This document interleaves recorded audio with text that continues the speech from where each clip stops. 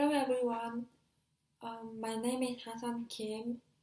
I'm exchange student at UW Madison and I'm majoring education. I'm from South Korea and I came here last August with my family. So this semester is my second and last one. Actually, I cannot believe this semester is the last one. So sad. I have two younger siblings and an older sister. I'm so grateful for this opportunity to share my experience as a deafblind student who has gained so much benefits by using Braille so far. For your information, I don't use any sign language. For someone who might be curious, I was born being hard of hearing. No one knows the reason, but my doctor assumed it's because of the genetic problem. I could see quite well until I got a surgery on my eyes when I was 3 years old. I had tumor on my eyes and it transferred to my brain, so taking my eyes out was the best choice at that time. I became totally blind after the surgery. And then me, the baby, was maybe so bored with just being at home, and my older sister had started to learn piano. So I begged to my grandmother. I lived with my grandmother at the time, so I begged with my grandmother, like, Grandma, I also want to learn piano. And my first piano teacher was a little scared to teach me because she had never taught a deafblind kid. But my grandma asked her so earnestly, and she started to teach me. And they actually found that I had an absolute pitch, and I learned very fast. It became the starting point of my lifelong friendship with piano. And the kindergartner student came. So in South Korea, he usually become kindergartner at 5 years old in Korean age. When I became 5 years old, my parents visited a blind school and deaf school at the capital of South Korea and met the principals. Both of them rejected me first because they thought the teachers couldn't teach a deafblind child. But the principal of the blind school changed his decision and persuaded the other teachers, like, we should accept her as our students. She will need to learn Braille to be educated. And he himself was blind. So I began to enter the kindergarten in Seoul National School for the Blind and studied there until high school. I started to learn Korean Braille in kindergarten. Korean Braille also had two levels, uncontracted Braille and contracted Braille, like English Braille. The teacher taught a song to help us memorize the Braille and had us write down a journal every day. I still remember that I often cried when journaling at home because I wanted to quicksand this and just pray. My mom also learned Braille to teach me at home with the other moms. She made tactile Korean alphabets for me and taught me them with Braille. When becoming an elementary school student, I already got used to Korean Braille and started to read lots of books. There was a library having a lot of books in Braille at my school, and I love reading books. The books gave me numerous knowledge, interesting indirect experience, and broadened my world. And Braille made it possible. The other friends of mine They used to listen to the audiobooks with their computer or phone, but it didn't work for me, and I kept reading Braille. It eventually helped me read Braille faster than others. Braille also taught me orthography a lot. It's so interesting. Maybe you understand that when you just listen to the words, it's hard to identify the word spelling correctly. In reality, I found that many blind folks have spelling or orthography issues, and it also affects on their academic and social interactions. But I could automatically learn the orthography by reading Braille directly. Even one more thing, it also improved my pronunciation. As a deaf-blind child, I could not tell some sounds like t, p, k. All of those sounds really sound similar to me. So I often mispronounced the words, and people had difficulty in understanding what I said. But as encountering the words in Braille again and again, I could learn their spelling on my own and pronounce them more accurately. And I learned English Braille as well in elementary school. There was another program for us to teach the contracted English Braille, and it offered through a blind institution. So I could almost master English Braille at 4th grade. Again, at this time, Braille helped me learn English easier. Actually, learning English is much more difficult for me than learning Korean. Of course, it's because English is not my mother language, but it's more because English sound has higher frequency than Korean, and my ears are weak in high frequency sound. I found by myself that just knowing English Braille and using my residual hearing is inadequate to learn the correct pronunciation. And I also found that there are things called phonetic symbols on English dictionary. So I got a Braille phonetic symbol chart from a blind institution and memorized them on my own. I think maybe I was 6th grade or 7th grade at the time. And looking for the dictionary with the symbols, I learned, and also by using my residual hearing, I could learn the English pronunciations better. I also learned math, science, and music Braille throughout my school days. By the way, I saw a question asking about my school and teachers. So my school taught the students based on the same curriculum with other peers without disability.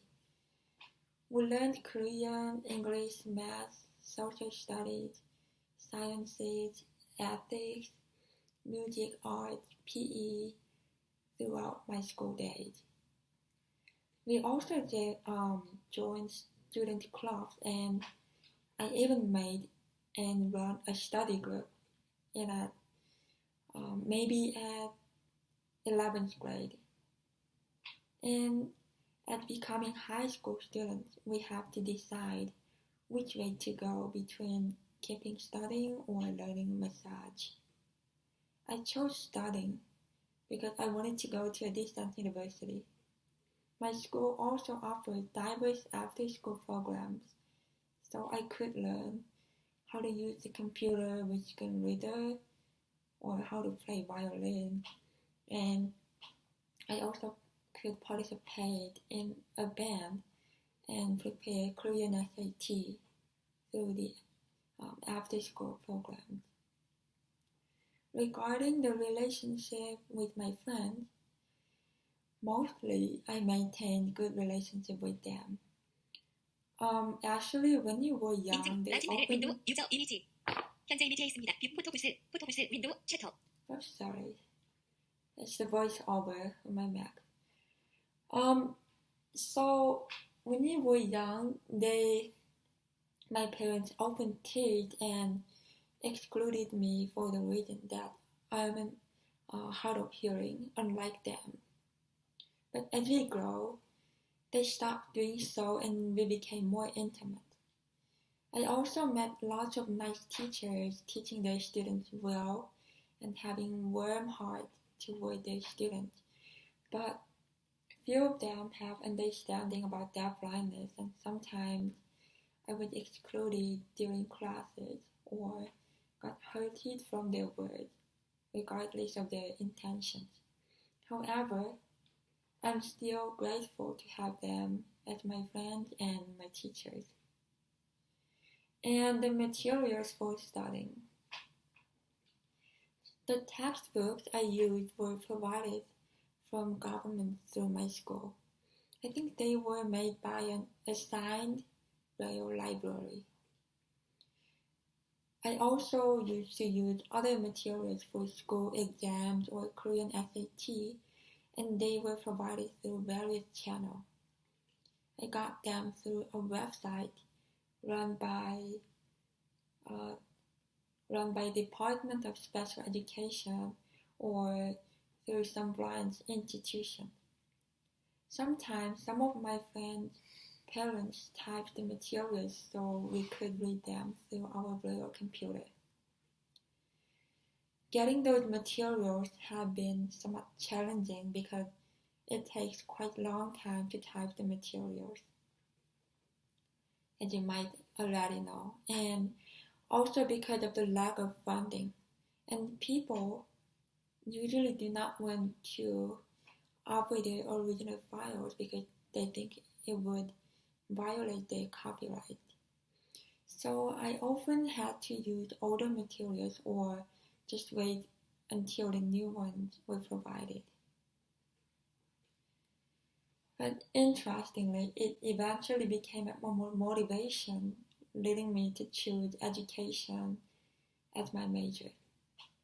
I wanted to contribute to make more inclusive and systematic policies for students with disabilities and the other marginalized students.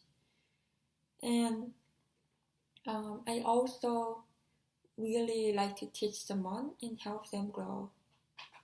Even though I have been overall satisfied with my choice, like choosing education as my major, I have dreamed to study rehabilitation psychology and disability in any chances. There were only few schools offering these majors in South Korea.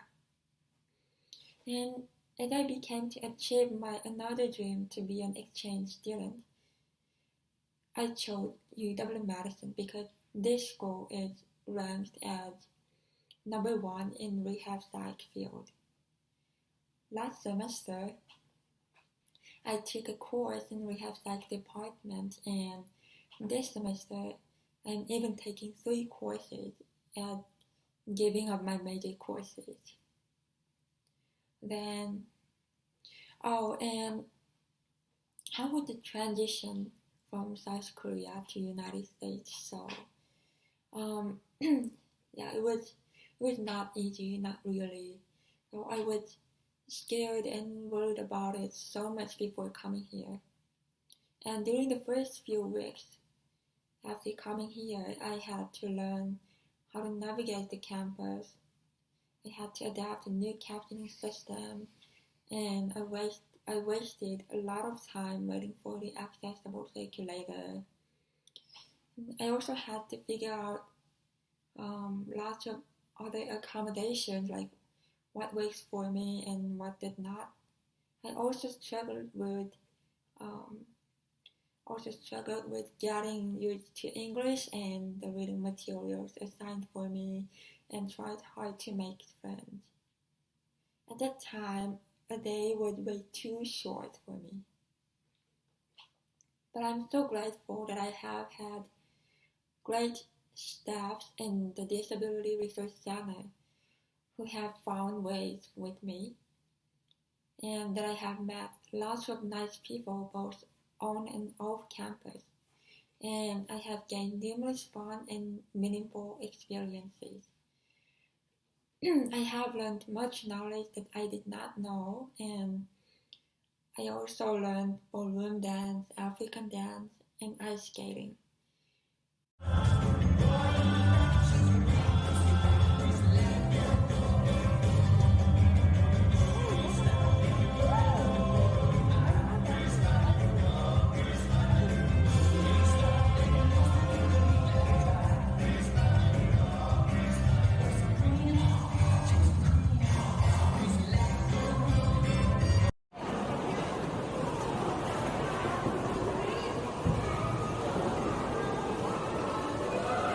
I went several parties and retreats with my friends or my families, and enjoyed fishing, music festival,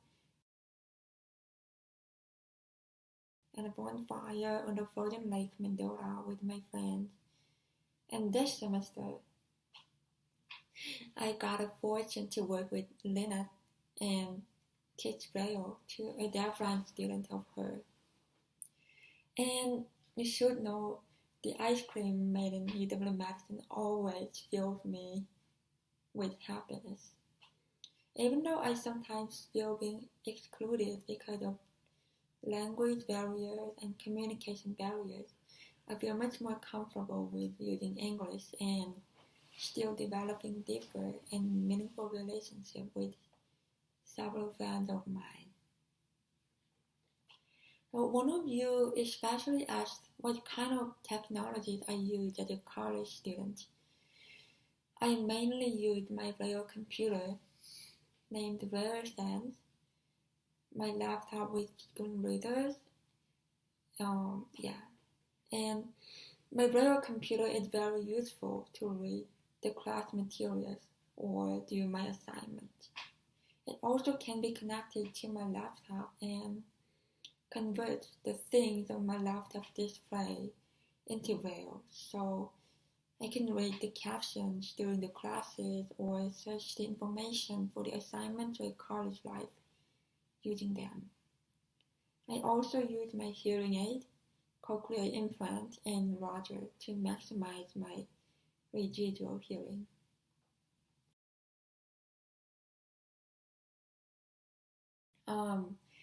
I got the cochlear implant right after becoming a high school student, and Roger is a microphone that can be connected wireless to my hearing aid. It can deliver people's voice or sound from the laptop or iPhone directly to my hearing aid. I have used iPhone and what came as well. And there was another question asking what I would like to do in the future. Oh yeah, it's not easy to decide, but I'd like to be a rehabilitation counselor and support people with disability, especially the deafblind individuals, to flourish in meaningful ways. I went through the hardest time after getting cochlear implant in high school, but it taught me lots of things, and one of them is the necessary of rehabilitation counseling services. I think it would be much easier if I could get such services rather than struggling with all the things on my own. As a deafblind person myself, I have a merit to relate and understand the deafblind better than other rehabilitation counselors without disabilities, hopefully. On the other hand, I also would like to make policies to improve the rehabilitation counseling services in South Korea, so people with disability there can benefit from the services more. Okay, now I will address some questions, not answers so far.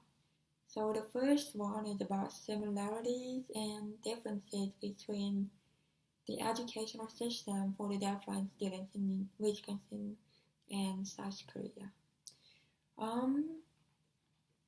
Actually, I do not know well about how deafblind students in public school in South Korea are educated because, you know, I studied in a blind school throughout all my school days, and um, and there are few deafblind students studying in a public school, as I know. But as I've learned so far, the educational system for deafblind children here is more systematic and developed than those in South Korea. We don't have any. 유저 이미지. 현재 BTS 포토부스. Oh. So we don't have any early intervention program for children under age 3 like here, even though all of the children should go to school at a certain age. And in public school, as I know, only a class teacher and special education teachers work with the deafblind students. Maybe students have to work with orientation and mobility instructor, braille teachers, speech therapists. Yeah, they should work with them on their own in South Korea. Of course, blind schools offer orientation and mobility classes, and I learned braille there. But as I said, teachers usually do not know about deafblindness well. Actually, we didn't have a legal term deafblindness till quite recent. It's different that the IDEA already included this term from quite a long time. And as I learned the fact first in my home university, it was very interesting for me, just having the term deafblindness and IDEA. Next, the most important type of materials for the deafblind. I think they are braille and tactile format. If they have residual vision or hearing, then they can make the best use of them. And I think it is also very important, but their residual vision or hearing might become worse or might not be reliable. So tactile materials are best reliable and comfortable for us. I think it is kind of common language among the deafblind. And we can also use sign language, tactile sign language, and print palm. But I actually don't know the pros and cons because, I don't use any of them. But I think their limitation as educational media compared to braille is they are not easy to deliver long and complex information and not easy to be kept. But braille can be kept, provided, and converted into the text as file formats quite easily, even though they contain lots of information. And then the advices I'd like to give to sighted and hearing people who meet the deafblind. I would say first that people should know that there are deafblind people around them. All the people in the United States and South Korea know Helen Keller well, but both of them didn't have much chances to learn about deafblindness. They should understand that there are lots of different ways of communication in the deafblind community. when they meet deafblind people, they have not to judge us quickly. So some of them might think we have cognitive disability because we often need more time to recognize the situation around us, and sometimes we give awkward or wrong responses, but it's because of our limited sight and hearing, not because of our cognitive disability, and I think more importantly, because of the lack of the environmental consideration for us. They also should know that touching something is really important and necessary for us. And when they say hello to us, if they speak to the deafblind who you are and give you a hand, many deafblind people love it and can easily notice who you are. Lastly, if people want to help us and really want to be helpful, please ask us first before help us. For example, what I sometimes experience is some people think I get lost when I'm actually on the right way with my white cane. I know it seems like I'm turning around, but it is my own way to navigate the route, and I know how to go. If someone grabbed my cane to help me, it rather keeps me from focusing on navigating the route, and even might make me get lost. So I know they're good intentions, but it might not be helpful or make things worse for us if they don't ask us first. And giving more aesthetic experiences to deafblind people. I love this question. Thank you for considering and asking it. I think giving them as much as possible opportunities to be exposed to art or music from early age is the most important. If they have residual sight or hearing, then the deafblind children can use them to enjoy the opportunities. And even if they cannot see or hear at all, maybe you can describe what you see or hear for them. You could explain them by comparing the feelings, comparing what you see or hear and what you felt with smell, taste, or touch, if that makes sense. So my father has always explained what he see and hear when he go for a walk, watch a movie, etc. He even tried to read all the things on the wall when we go to the art galleries. Of course, he encouraged me to touch things if possible, and sometimes it makes me scary.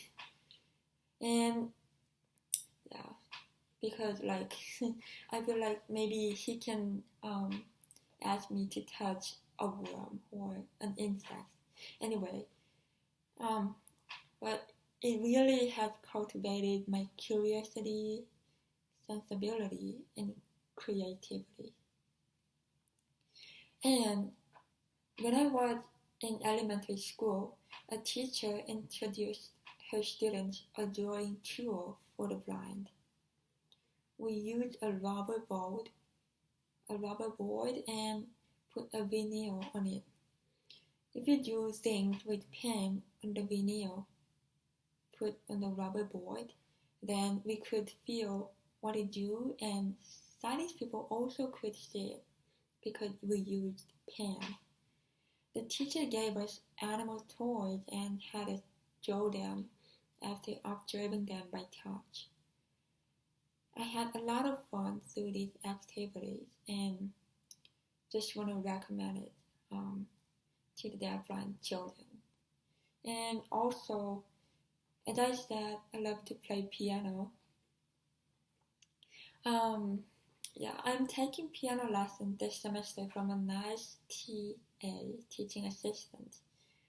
And thanks to my teacher's suggestion, I performed in an event on March 1st and 3rd.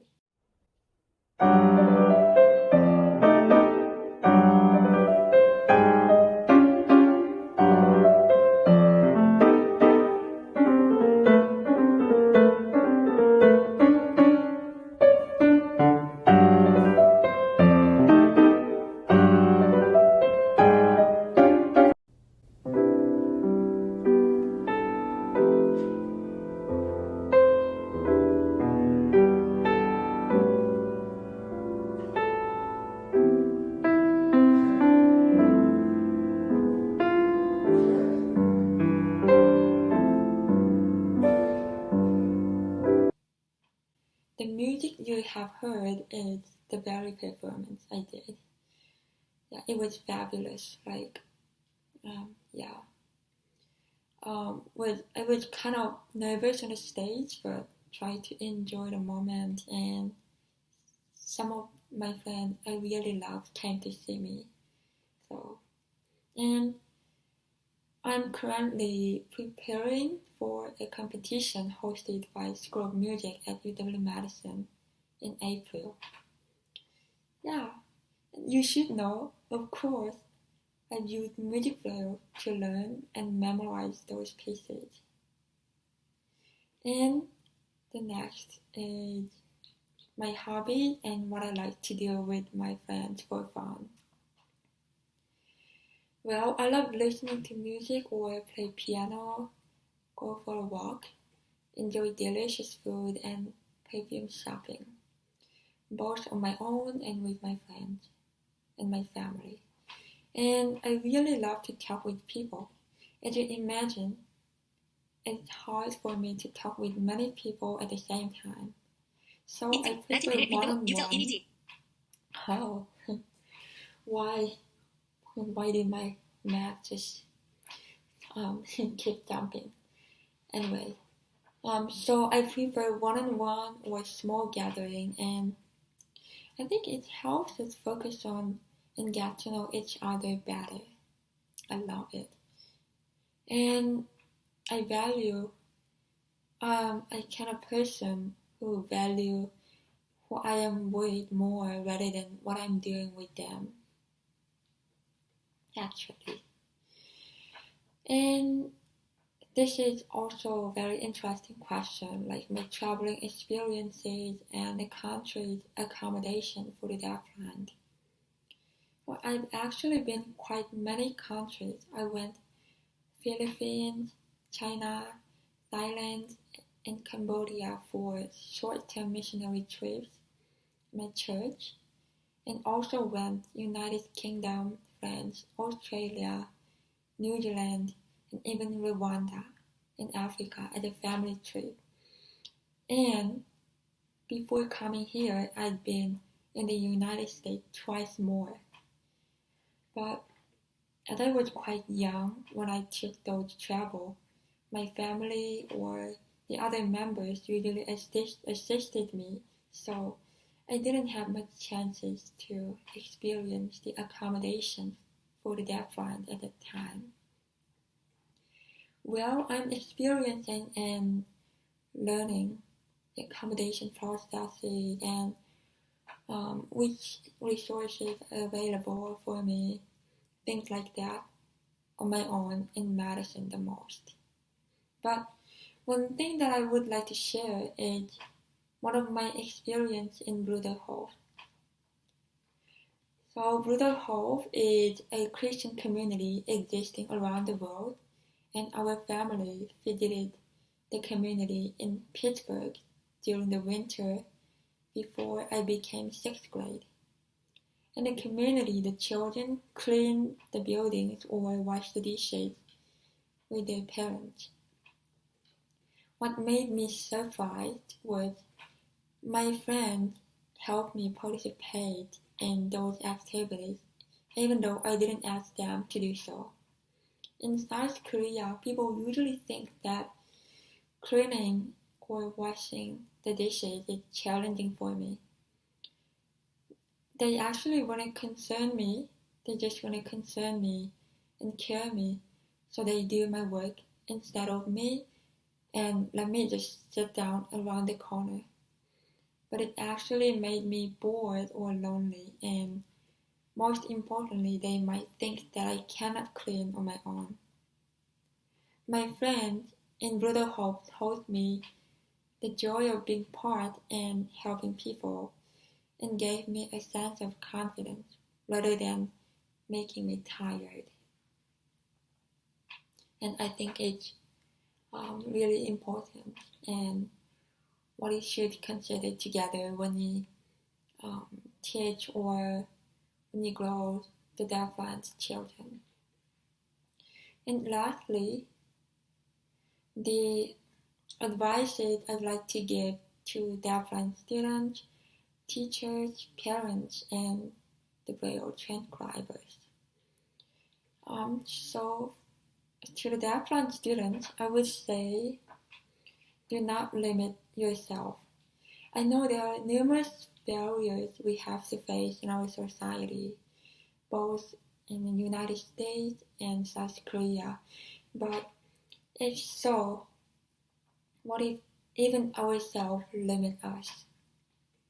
The most important thing is how we think about ourselves and how we can make things work for us together. You're not alone.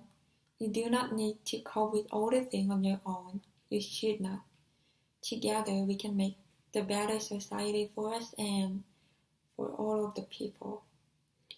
And to the parents and teachers, I would say please give your deafblind child or deafblind student as much as experiences, opportunities, and love you can. Teaching how to get along with people without disabilities is very important and necessary, but please allow your deafblind children to be who they are. Please support and encourage their challenges as fighting against conflicts, limitations, and stigma put on them. And to the Braille transcribers, please know that your work is so important and valuable for someone, including deafblind individuals. Please be proud of it and do your best. If any retired Braille transcriber here can deliver this message to other Braille transcribers currently working, then I will be so happy and grateful. Thank you so much for sending this great and interesting question.